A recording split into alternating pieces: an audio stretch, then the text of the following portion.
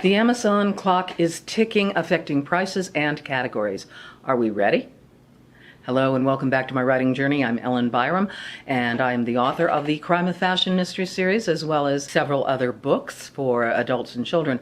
And right now I am in the middle of the Amazon quandary with my books and whether I'm going to increase them or decrease them. But first, however, I want to talk about my hair just a moment. If you think it looks crazy, I have just worn pin curls because I am working out. I'm working on my hairdo for the 1940s Ball, which is this week in Boulder. The 1940s Ball is a place that I like to go research for the sights, the sounds, the atmosphere, and the feeling of the 1940s for when I refer to the 40s in my books. So these are pin curls. You're welcome.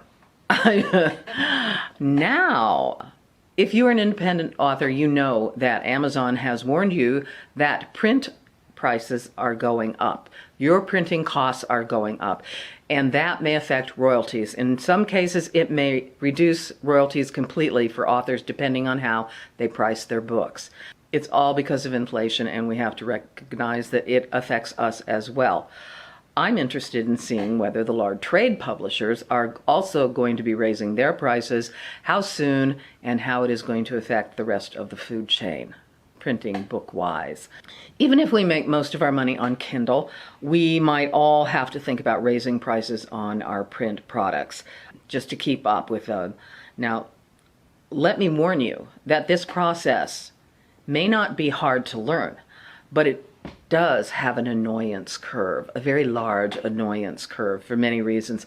And one of them being the fact that because servers are so crowded, because people are trying to get their books updated, your progress may freeze and you may lose all of your work. So be aware. Luckily, I just turned over the third draft of my coming book, Crook Tales for Two, to my editor. I'm so excited about that. And I'm also relieved that it has left me a pocket of time where I can look at all my books and update or not.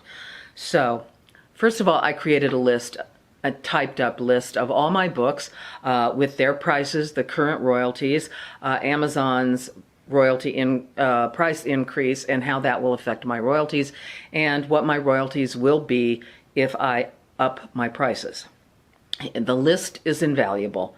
And I have to say that there is a benefit, there are certain benefits to this whole process of having to look at your books on Amazon.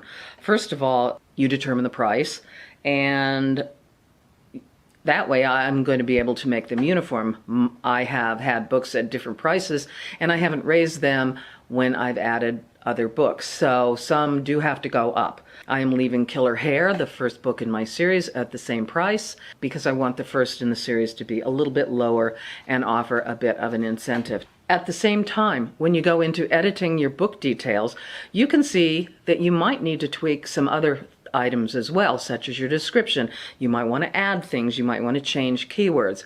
Keywords are the bane of my existence. And no matter how many classes I take and theories I read, keywords elude me. They absolutely run away. You don't know if the keywords are really going to be right or not. And even though I do have Rocket Publisher and I have looked at those and listened to things, I still find keywords to be baffling. And mine, I think, are quite embarrassing. So I have been reevaluating and rechanging all of my keywords for all of my books. One thing you have to do is a word like mystery or thriller, that's way too broad. People are never going to find your books. But how far do you drill down?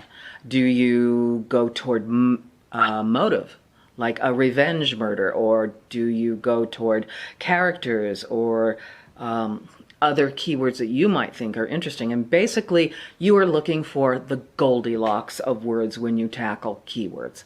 And I hate that.